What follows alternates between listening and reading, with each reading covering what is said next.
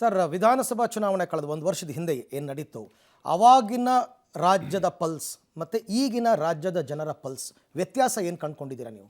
ಜಗಜಾಂತರ ವ್ಯತ್ಯಾಸ ಇದೆ. ಹೇಗೆ ಸರ್? ವಿಧಾನಸಭಾ ಚುನಾವಣೆ ಸಂದರ್ಭದಲ್ಲಿ ನಮ್ಮ ತಪ್ಪುಗಳಿಂದ ಮತದಾರರಿಗಷ್ಟೇ ಬೇಸರ ಇರಲಿಲ್ಲ.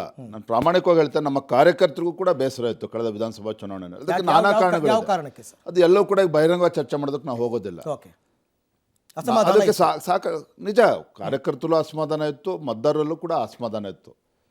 ಮತದಾರರಲ್ಲಿ ಅಸಮಾಧಾನ ಇದ್ದಾಗ ಸರಿಪಡಿಸ್ತಕ್ಕಂಥದ್ದು ಬೇರೆ, ಕಾರ್ಯಕರ್ತರಲ್ಲೇ ಅಸಮಾಧಾನ ಇದ್ದಾಗ ಅದಕ್ಕೆ ನಾನಾ ಕಾರಣಗಳು, ಅದನ್ನು ನಾನೀಗ ಚರ್ಚೆ ಮಾಡೋದಕ್ಕೆ ಹೋಗೋದಿಲ್ಲ. ಮತ್ತೊಂದು ಕಡೆ ಕಾಂಗ್ರೆಸ್ಸಿನ ಒಂದು ಅವರ ಒಂದು ಕ್ಯಾಂಪೇನಿಂಗ್ ಏನಿತ್ತು, ಒಂದು ಸುಳ್ಳನ್ನು 100 ಬಾರಿ ಹೇಳಿ ಜನರನ್ನು ಮರಳು ಮಾಡ್ತಕ್ಕಂಥ, ಅದರಲ್ಲಿ ಯಶಸ್ವಿ ಆದರೂ ಒಪ್ಕೊಳ್ತೇನೆ ಅದನ್ನು. ಓಕೆ, ಆದರೆ ಕಳೆದ 8-9 ತಿಂಗಳಲ್ಲಿ ನಾನು ಹೇಳ್ತೇನೆ ಅರವಿಂದ್ ಜಿ ಅವರೇ, ಇಡೀ ದೇಶದಲ್ಲಿ ಅತಿ ಕಡಿಮೆ ಅವಧಿಯಲ್ಲಿ ಒಂದು ರಾಜ್ಯ ಸರ್ಕಾರ ತನ್ನ ಜನಪ್ರಿಯತೆಯನ್ನು ಕಳೆದುಕೊಂಡಿರ್ತಕ್ಕಂಥ ರಾಜ್ಯ ಸರ್ಕಾರ ಇಡೀ ದೇಶದಲ್ಲಿ ಯಾವ್ದಾರು ಇದ್ದರೆ ಅದು ರಾಜ್ಯದಲ್ಲಿರ್ತಕ್ಕಂಥ ಕಾಂಗ್ರೆಸ್ ಸರ್ಕಾರ. ನಾನು ರಾಜ್ಯದ ಅಧ್ಯಕ್ಷನಾಗಿ ಹೇಳ್ತಾ ಇಲ್ಲ, ಸಾಮಾನ್ಯ ಜನರು ಇವತ್ತು ಮಾತನಾಡ್ತಾ ಇದ್ದಾರೆ.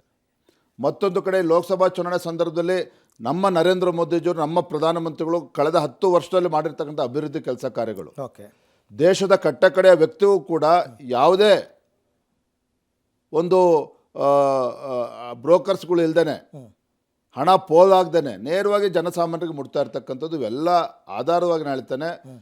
ಇಡೀ ದೇಶದಲ್ಲಿ ಇವತ್ತು ನರೇಂದ್ರ ಮೋದಿಜಿ ಪರವಾಗಿ ಒಂದು ವಾತಾವರಣ ಇದೆ. ಕರ್ನಾಟಕ ರಾಜ್ಯದಲ್ಲೂ ಕೂಡ ಕಳೆದ ವಿಧಾನಸಭಾ ಚುನಾವಣೆ ತಾವು ಹೇಳಿದ್ರಿ, ಅದಕ್ಕಿಂತ ವಿಭಿನ್ನವಾಗಿ ನರೇಂದ್ರ ಮೋದಿಜಿಯವರು ದೇಶದ ಭವಿಷ್ಯ ದೃಷ್ಟಿಯಿಂದ ಮತ್ತೊಮ್ಮೆ ಪ್ರಧಾನಮಂತ್ರಿ ಆಗಬೇಕು ಅನ್ನುವ ಛಲ ಇವತ್ತು ರಾಜ್ಯದ ಮತದಾರರಲ್ಲೂ ಇದೆ, ಕಾರ್ಯಕರ್ತರು